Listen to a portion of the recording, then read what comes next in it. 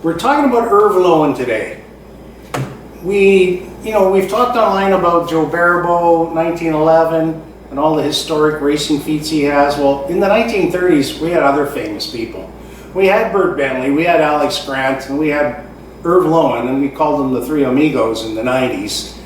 But Irv was born around 1910, and Manitoba boy, learned to ride a motorcycle, and in 1933, he joined something called the Manitoba Motorcycle Club, and of course we know that it was founded in 1911, and in 1933, Irv joins the club. He owns an Excelsior Super X, so he had an early Harley, and as early as 1933, he rode to the World's Fair in Chicago.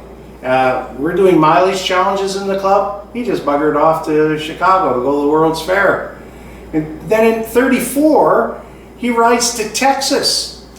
And you might say, oh, okay, that's not that hard, but try leaving for Texas out of St. James in December and going to Texas and LA, California, December, January 1934.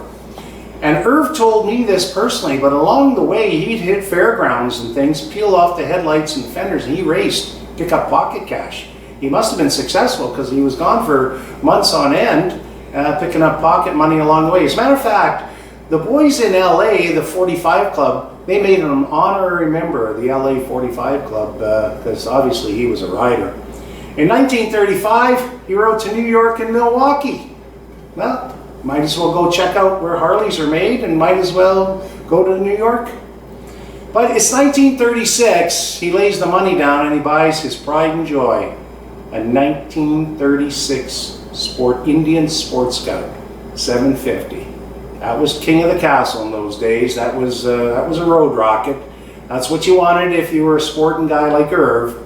In 1937, he and Ernie Buchanan, which many old-timers will remember as another Manitoba Motorcycle Club, pretty prominent racer back here in Manitoba. And I'm going to go, by 37, Irv's already run multiple races, the MMCs, the champion for their annual ride each year. He's won the 60-miler and the 100-miler. He's won all that stuff, and his picture's in the paper.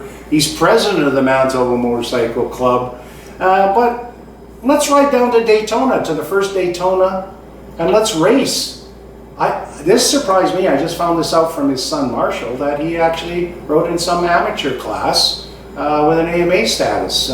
In those days you rode your bike there, albeit I think 12,000 miles by the time he put everything on that bike and rode all around according to Marshall, and you put all your fenders and headlights on and ride back from Florida back to Winnipeg. And apparently he rushed back from Daytona. He had something going on, Don. It was time to get married. So he came back and got married. And he was the last Manitoba Motorcycle Club president before World War II.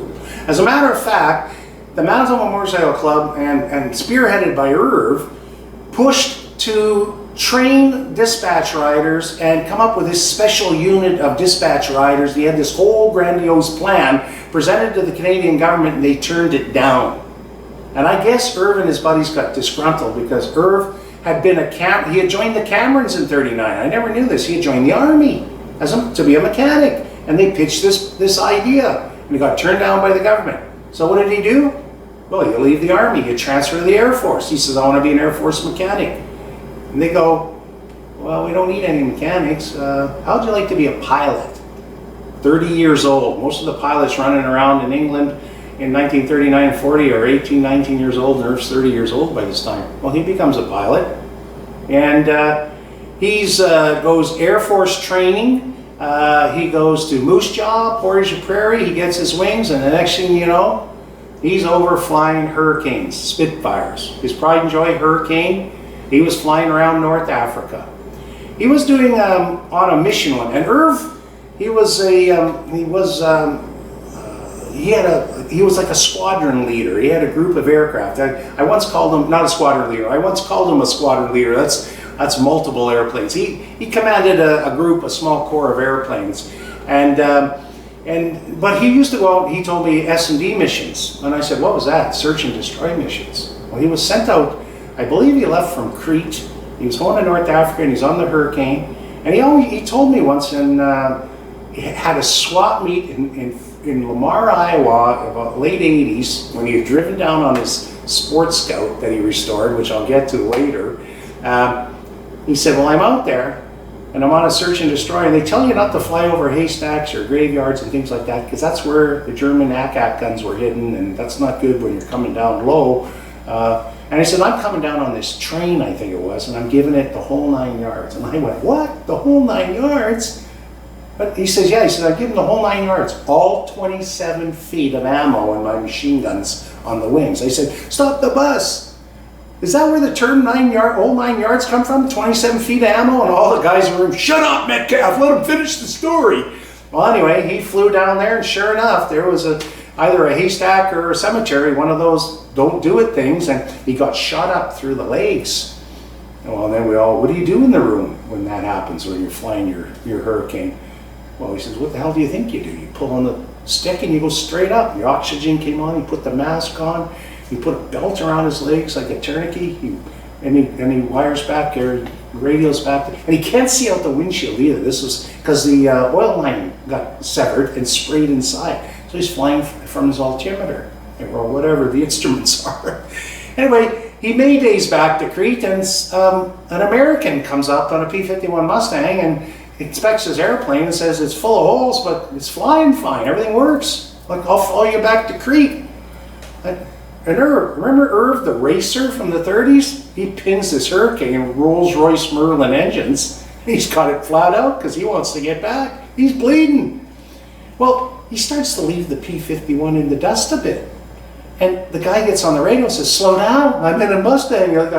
He's basically saying, slow down, I'm trying to keep up. I don't know what the wording were, but when Irv landed and he did a belly crash landing, he had to do a belly landing with that airplane. They pulled him out, run him to the hospital. But apparently the local mechanics and gas guys that gave this American such, we can't keep up with a Hurricane. Eh? Apparently the guy gassed up and just buggered off. Irv didn't even get around to thank the guy. And I asked Marshall, I said, well, that pretty much put him out of the war. He says, oh, hell no. 6 weeks later, he was recuperated. And guess what? We'll throw him in another Hurricane. He's off to Burma and India fighting the Japanese. Now he's doing search and destroy and combat duties, and he finished the war off flying his Hurricanes. He gets discharged in 1946, and he resurrects the Manitoba Motorcycle Club.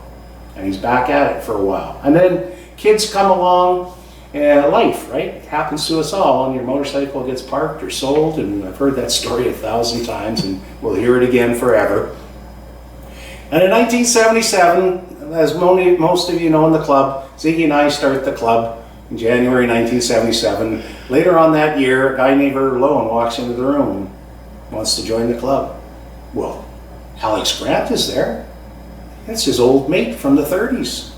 Well, Len Hardy remembers this guy from being a Manitoba Motorcycle Club. Tiny Robbins goes, Irv Lowen, like, what happened to you? Like, the former president. And of course, Tiny was a life member of the MMC, and all of a sudden it was old home week. And I think I was the president that year. It was 78, it was the second year. And I asked Irv, I said, well, what are you restoring? What are you looking for? Well, I'm not restoring anything, and I'm looking for 36 Sports Cup, Indian. I said, well, there's guys here who's got a couple Indians for sale. No, I only want a Sports Scout, and it has to be a 1936.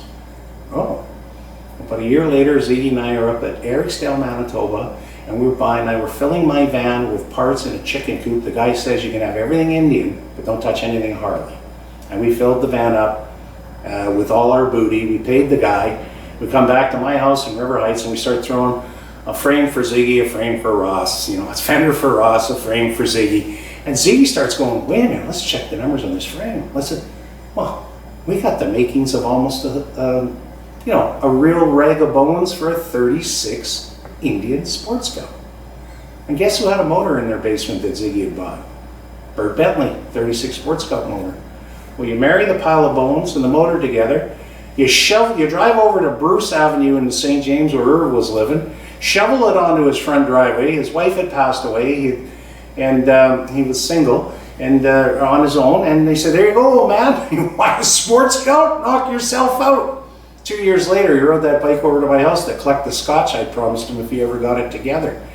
He sold his cabin, he sold his boat, he bought a lathe, and he restored the worst piece of rusted crap I've ever seen in my life into a working bike. Remember that story I told you of Lamar, Iowa, when we were talking about the whole 9 yards? He rode it there. He was a great-grandfather. He almost got me a speeding ticket. That was in the days when it was down to 55 miles an hour because of the gas wars. And we got the Grand Forks, and I come out of the car, and I said, I'll follow you in the station wagon. I got my kids, I got some swap meet stuff that paid for gas.